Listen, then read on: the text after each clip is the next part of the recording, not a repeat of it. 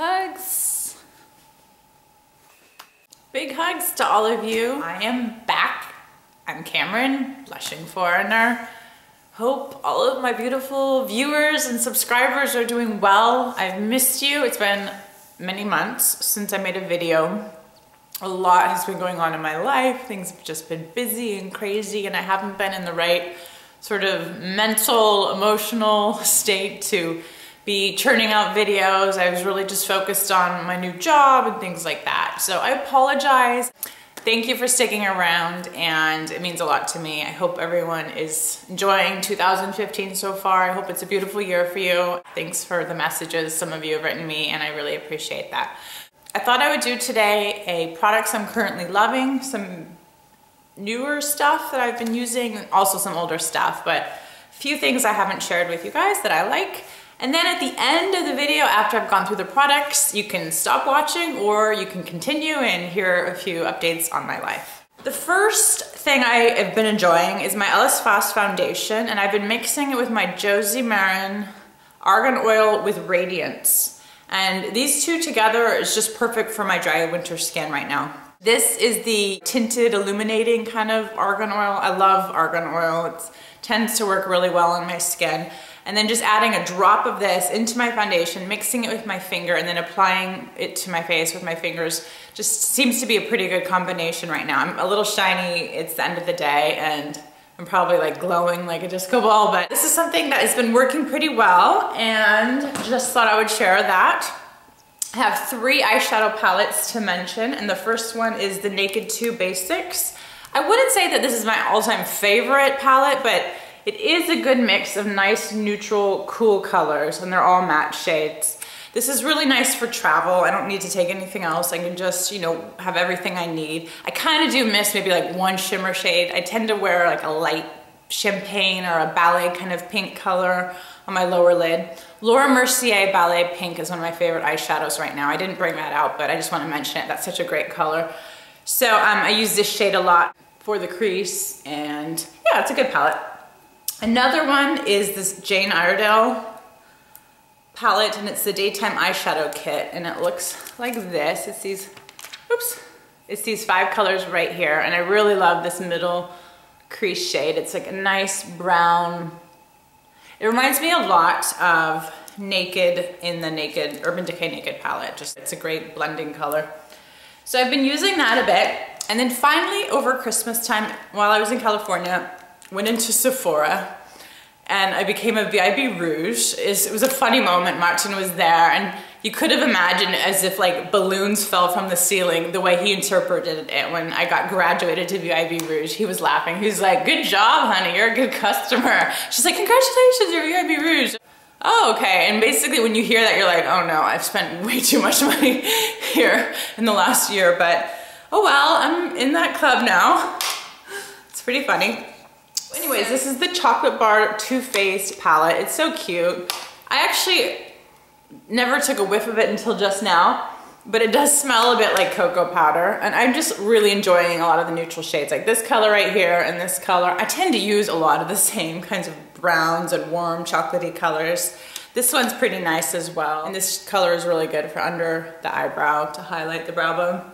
I haven't used all of the fun colors in here. There's some beautiful like burgundy and purpley shades, and I just need to experiment more. I do think this is a very good quality palette. I have been enjoying this brush, and it's from the Sonia Kashuk Anniversary brush kit, the 15-year anniversary kit, and I'm using this to do a combination of bronzing and contouring in the hollows of my cheeks, and I'm using it with, I love this Pixi blush. I hit pan on it. I need to get another one. It's the Subtly Sunkissed. It's impossible to see, but I think that's what it's called, and I mentioned this before. It's just a really nice bronzer, and the Sonia Kashuk brush is very nice. I don't know if you can buy a brush like this on its own, or if you had to buy the anniversary kit. It was so funny. I saw some videos and blog posts about the anniversary brush kit, and I knew it was at Target for a very limited time, and I found it online, purchased it, had it stored at the whatever customer service department, and then I called my best friend who lives there in Roseville, and he works out there, and I was like, you need to leave the hospital tonight and go pick up this brush kit for me. and he's such a dear, and he did it for me. So when I came home with Martin for Christmas, I was like, where's my brushes? I was like the first thing I said to him.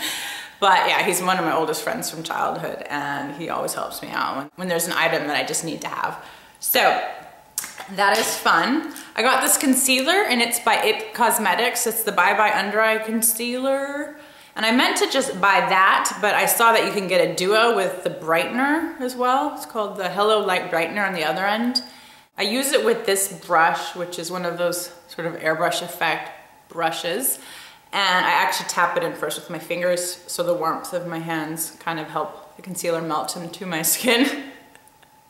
It sounds so funny right now. It's just so weird. I've been gone for so long. I'm sorry, you guys. Please bear with me. This is a very good concealer. It reminds me a bit of the thicker formula in Tarte. I think it's the Amazonian Clay concealer. I really enjoy that one too. I'm using this one almost every day now. I think it's very good. You don't need a lot of product. I think it can look a little cakey if you overdo it. But overall, it's giving me pretty good coverage, and I have a lot of dark circles these days. I'm not sleeping enough, and this is helping me out. Okay, I bought some products from e.l.f. and one thing worth mentioning is the e.l.f. Mineral Eyeshadow Primer. And I actually think for a very cheap primer, this is not bad. It's not, you know, as good perhaps as Urban Decay, but it's a very close second. I don't feel like my eyeshadow wears a whole lot worse than it does with Urban Decay Primer Potion underneath. So overall, good budget primer. I have been using this and I will use it up. My scarf is all messed up. Uh-oh, it's probably been like that the whole time. Okay, next product, and then I have 3 lip products. This is the NYX Tinted Brow Mascara. Mascara? It sounded very Californian. California accent, I'm just all into it right now. I was home for 3 weeks, so I've been back for a couple weeks in Denmark and still kind of, you know, thinking about home. This is the shade Chocolate. I actually colored my hair and it's much darker. It was done, I didn't do it. A person in Sacramento did. It's much more warm and darker than it ever has been, ever. I think it's even darker than my natural hair color. And I wanted to get something for my brows that was just maybe amped up a little bit. So I didn't get the lightest shade. I usually get some sort of blonde or ash shade, and this is, it says chocolate, but it's not at all warm in any way. It is very cool toned, and it's a nice brush. It's not as small as the Give Me Brow by Benefit. That's a really good product. I bought it while I was home, used it, loved it, told my mom about it, and then my mom was like, ooh, that sounds so good. And so I just gave it to my mom because I knew she needs sort of time saver products in the morning. She watches the nephews a couple days a week and she's got so much going on. I thought, you know, if she can have little shortcut products that cut down her getting ready time, Give Me Brow by Benefit is very good at that because you don't need to use a pencil or anything. It's just setting your brows and also providing color at the same time. And this one is not as good as Give Me Brow, but I do think it is good. And it's nice that it's not this enormous size brush. And some of the brow mascaras can have bigger brushes. There's one I've used by Billion Dollar Brows, and it's a really nice product, but the brush is huge. It's as big as a mascara brush. It's hard to be precise when you're kind of filling in your brows with a formula like that when the brush one is so big.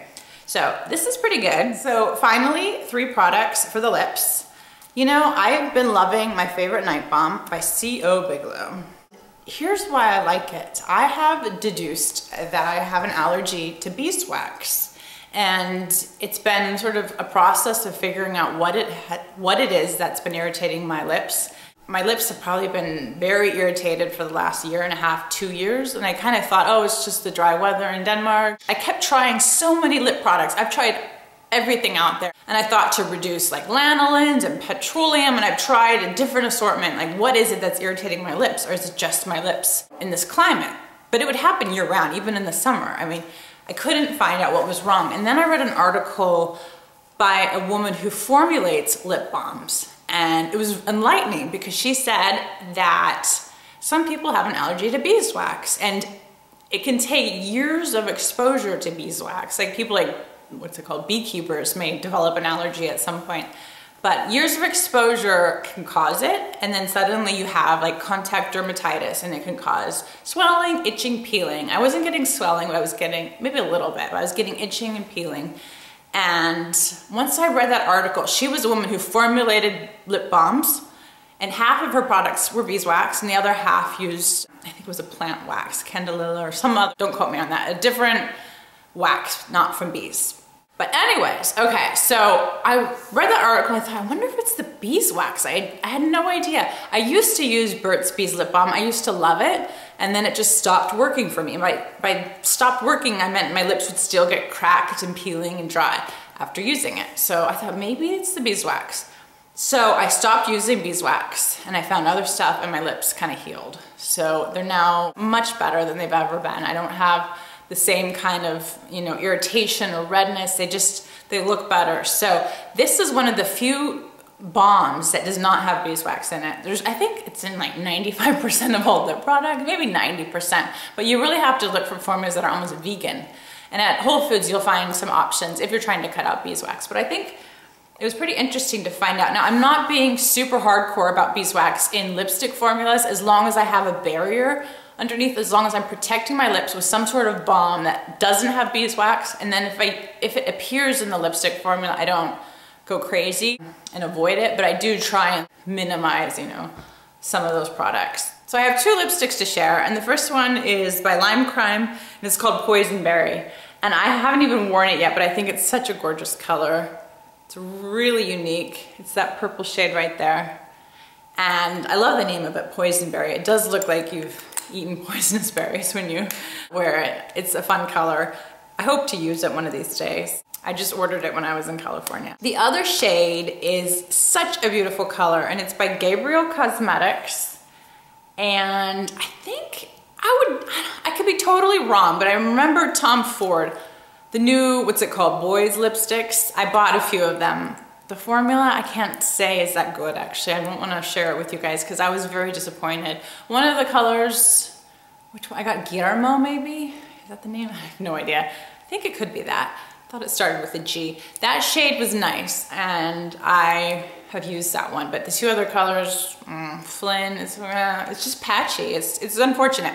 But there was a color that Tom Ford released called Stavros, and I believe that was like the #1 hit or something. I could be wrong. I get a lot of misinformation in Denmark. But anyways, when I was at Whole Foods, I saw this lipstick and I thought it was just a really pretty purpley with sort of blue reflex, but like nude at the same time, kind of brownish. And it's that color right there. I didn't swatch it that well, but look at it. You can kind of see the nuances up close. It's just a very beautiful lipstick. It's called Nude by Gabriel. When I wear it, I don't think it's as brightening or the most flattering color for me, but I do wear it. And I just think as long as I have a nice blush that sort of matches it, it's a beautiful color and it's kind of current. One of the shades that I would say is sort of on trend right now. So I do wear this quite a bit right now. So that's it for the makeup. I don't know what else to share with you guys about me and my life. So I mentioned in my last video that I was starting a new job at an ad agency and it's going really well. I do like the place a lot. It's a fun team, a really nice group of people that I get to work with. The clients are very interesting. I am enjoying my primary client quite a bit. I get to travel here and there. We went to Switzerland and Northern Italy. And then right before Christmas, I flew to Gran Canaria, which was really fun. It's good. Work, I would say, is one of the bright spots in my life right now. I am still going through fertility stuff, and that's been a challenge. It's been very hard, actually. And I have to be honest with you guys that there's many times where I've wanted to come on and talk about beauty stuff, and I just haven't felt it emotionally. I've been kind of in a funk, I would say, and it's been hard. Yeah, I've done 2 rounds of IVF since I last saw you guys. They both failed miserably. They failed so much that we never even got to transfer, which is pretty disappointing when you put your body through all the stress and hormones and really, you know, everything that'll take to go through a round of IVF, and then they cancel it after they've taken out your eggs. You've gotten so close and then it's just over, and it was pretty devastating. It happened both times. And so now we're just kind of regrouping, and the doctors here have said, you know, you need to give your body a break. You've been doing too much. You know, I've been on hormones for a lot of 2014, and they just think I need to give my body a break. And I have been on a break since that last round that failed. So for the last 2 or 3 months, I've been just trying to I don't know, be healthy, not worry so much, not stress out about it. You know, it's kind of hard to not stress about it because it's something that's so important to me and so heartbreaking, and it needs to happen, and I'm impatient, and I feel like I'm getting older and older as each day goes by, and because of that, you just feel like you're slipping away, further away from your goal. So it's really hard to just sit tight and wait and all that. I changed my lifestyle around and done all these things to get my body in good shape. I felt okay. I've been taking so many supplements and seeing naturopaths and doing everything I can. And even with the huge lifestyle change, it just didn't make a difference in the quality and certain things that I needed to improve. So it's very disenchanting to feel like you're doing everything you can, but this is the way infertility works. It's not often up to the patient. It's never really up to the patient. It's other forces at play. So it's been very challenging. I am so grateful that I have a wonderful husband who's just been the absolute best. He's such an amazing man and so much support to me. So because he's out with a friend right now, I'm filming here. So that's that. I will be switching clinics to a different place, and we got kicked out of the national healthcare system because they've given up on me, which sucks.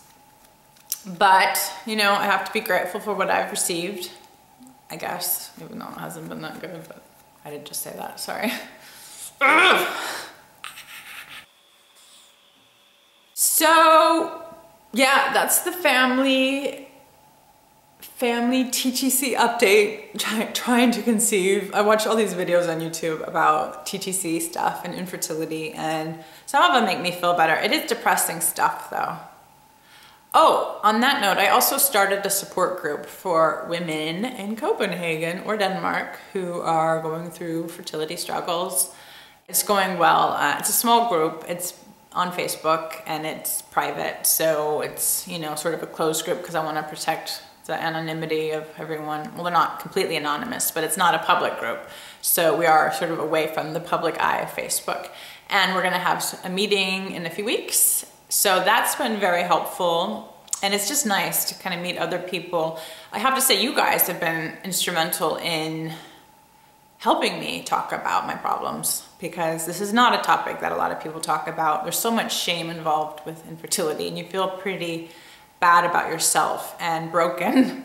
And I know it's not really my fault. I know I haven't done anything wrong, yet for, I think, several thousands of years, it's a topic. I mean, in the Bible, it's like all over the place how women have had such struggles to conceive and have babies. I mean, it's some of the most tragic stories I found in the Bible. Women in the Old Testament who struggled.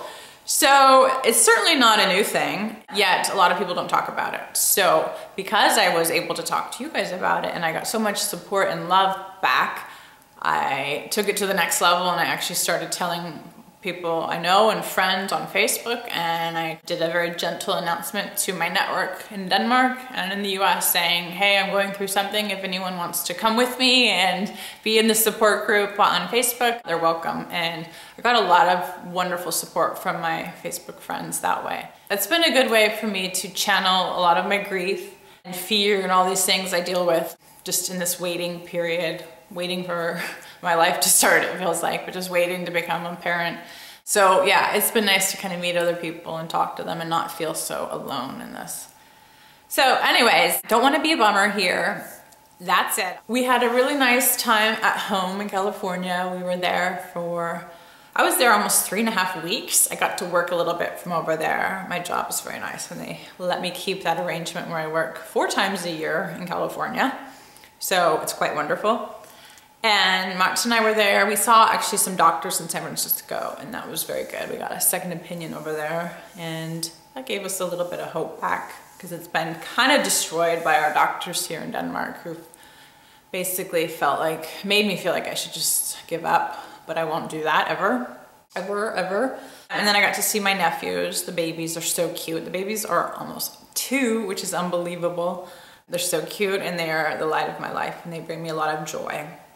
I think it could be a little hard for Martin to be around them, to be honest. He's very sweet, he's a great uncle, but I do see it in his eyes a bit that, you know, over Christmas, we were just thinking, you know, we were supposed to have a baby at Christmas. We were supposed to have a child there and we don't, and it's so frustrating, but I won't go there. Overall, we're doing okay. We're surviving. I miss you guys. I hope you are well, and I'm sorry to be so self-absorbed and just talking and talking about everything in my life. It's a bit self-indulgent to do. But anyways, you guys are the best. Miss you guys, love you guys. Thank you very much for sticking by me. Yeah, take care. I hope to see you again. Bye.